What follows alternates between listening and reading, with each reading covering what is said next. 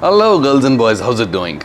Most people in the software engineering industry today are doing AI wrong.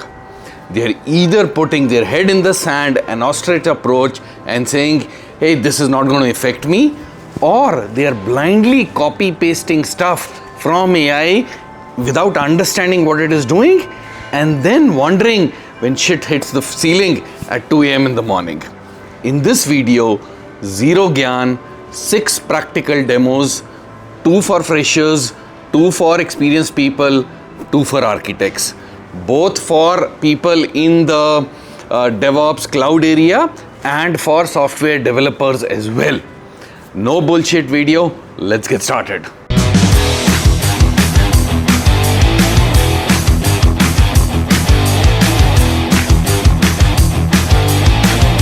Okay, so 2 examples for freshers. Let's say you have an application and you have to write a Docker file. Typically 99.99% people will go to AI and say, here's my application, write me a Docker file. Girls and boys, you've already lost. Here is the right way to do it. Write a Docker file on your own, no matter how bad it is. Then I'll give you the correct prompt to understand what is wrong in it, how to improve. Let's get into the system. Okay, so here is a bad Docker file that you'd probably write as a fresher. Ubuntu is latest, apt get install has a bunch of extra things. Now here is the prompt. Review this Docker file for Node.js application like I'm a fresher. Tell me what's wrong, why it matters in production, what's the correct way. Rate each issue as critical, warning, best practice. Show me the corrected Docker file with comments explaining every decision. That's how you learn from AI, and that's how you do not make AI to work for you. Second demo, the same thing based on a let's say a front-end code, let's say an express.js code. Bad example of an express.js because username, password here, a lot of other issues here. And similarly, what you would do is, the prompt is review my front-end code, don't just fix it, explain each problem, what's wrong, why it's dangerous in production, the correct approach. Cover security, input validation, error handling, code structure, blah, blah, blah. So as a fresher, stop. So bottom line, as a fresher, you use AI as a reviewer, not as a primary creator of software. Now, if you are a fresher and you have ever gone AI first and written programs, infrastructure, whatever through AI, let me know in the comments and I'll hear you. Okay, 2 demos for experienced people. You're probably very seldom writing stuff from scratch. You're fixing other people's shit. So let's take an example of Terraform first and let's go to the system again. Alrighty, so here's an example of a broken Terraform which deploys on EKS. So this is the whole script which you have to debug and then figure out what's going wrong. Now these are the prompts. This is of course the lazy prompt. Fix this Terraform code and you paste that code. That's a lazy way of doing it. Here is a smart prompt. I have a Terraform config for AWS EKS cluster that's failing. I need you to debug it. What is the context? It's staging environment. Your AWS provider version is 5. All resources must have tags, blah, blah, blah. What are the constraints? Do not change the overall architecture or resource structure. Do not upgrade the provider version. Keep the module as it is. What not to do is don't replace EKS module with raw resources. Don't remove any existing tags. Don't change the CIDR. Don't switch regions. Fix all the bugs, let me know what's the fix, rate its severity, and then you paste it. You see the difference? Night and day. As an experienced person, you have the context, AI has the speed. Combine these 2 and see the magic work. Don't do lazy prompts, be smart, provide full context and then let loose AI. You will see a drastically better input.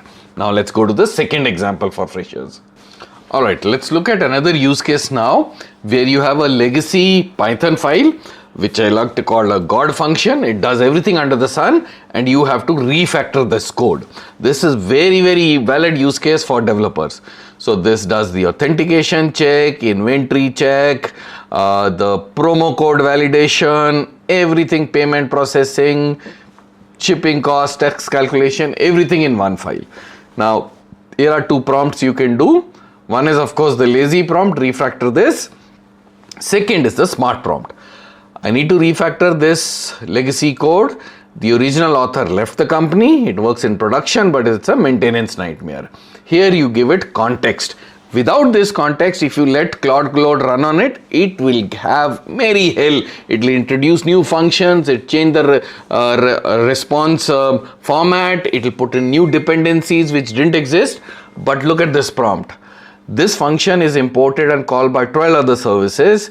50k orders go through this function. We are in India, GST rules apply. Use MySQL, the DBA schema cannot be changed. What are the constraints? Do not change the function signature. Do not introduce new dependencies. Keep backward compatibility. What not to do? Don't split into microservices. Don't change the payment flow logic. Don't remove any existing functionality. And then so on and so on. So you get the difference? So as an experienced person, the context and the constraints is what makes AI powerful for you. Now, if you've ever been in a situation where you've changed anything from AI, it fixed one thing but broke three others, put it in the comments, AI broke 3, and I will know what you're talking about. And now let's move to the architect kind of examples. So as a architect, you can think of AI not just as code complete, but as your reviewer, but as your thinking partner. And that is the difference between a 27 lakh architect and a 57 lakh architect. I'll show you what I mean by that. Let's get into the system now. So let's say you have to work on a Jenkins migration, right? Very, very common example, move from Jenkins to GitHub Actions. Here is the prompt. Now use this in Claude Code mode. There is a plan mode. Similar mode exists in other AIs as well. But this is where you're planning and not actually executing. You're brainstorming with AI. Look at this prompt very carefully. I need to migrate 20 Jenkins pipeline to GitHub Actions. This is the current state, 20 pipelines across 6 teams. Jenkins crashes every 3 weeks, blocks everyone. 14 pipelines depend on shared Groovy libraries. 3 engineers, CTO wants it done in 4 months. What are the constraints? 0 downtime, cannot migrate all at once, needs a phased approach, must maintain manual approval for production, Sonar Cube, some pipelines run on schedule and need to support monorepo for 2 teams that share a repo. Before writing a YAML, let's plan this together. Ask me relevant questions so that we can build the full context first, which is migration order, share library strategy, how to handle resistant teams, timeline, reality check, all of that. Read the prompt again, pause the video, read it again, look at the clarity of detail. This is what an architect is supposed to do. Imagine after this, when you let Claude run, it will be beautiful, it will be magic. Let's look at another example, very, very common thing, which is moving from a monolith to a microservice. Look at the prompt. Need to decompose. What is the current monolith? It's an e-com application. Java Spring Boot, single Postgres database with 65 tables, deployed as a WAR file on 3 EC2 instances, 15 developers. What are the modules inside that? What is the problem statement? The deploy cycle takes 2 weeks. The database is a nightmare because of 65 table, foreign keys, all of that. The product search is low. The payment module has compliance, but it is coupled, and so on. What is the tech stack we are considering? EKS for microservices, API gateway, obviously maybe Kong or AWS, Kafka or SQS for sync, maybe PostgreSQL, GitHub Actions for CI/CD, Terraform for infrastructure. And then some details on which modules should we do first, how do we handle share databases, blah, blah, blah. So you've given AI the full context, then asked for how do you approach this. That is the difference between, hey, can you give me an approach, and the approach with context.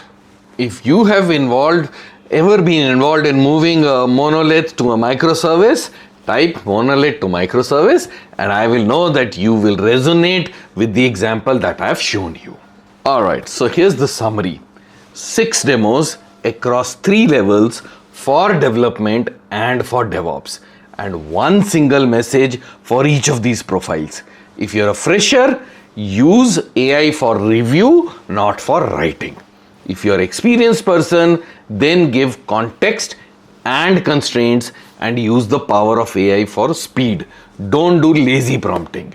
If you're an architect, use AI in the plan mode, argue with it, build your approach with it, and that's how you use AI.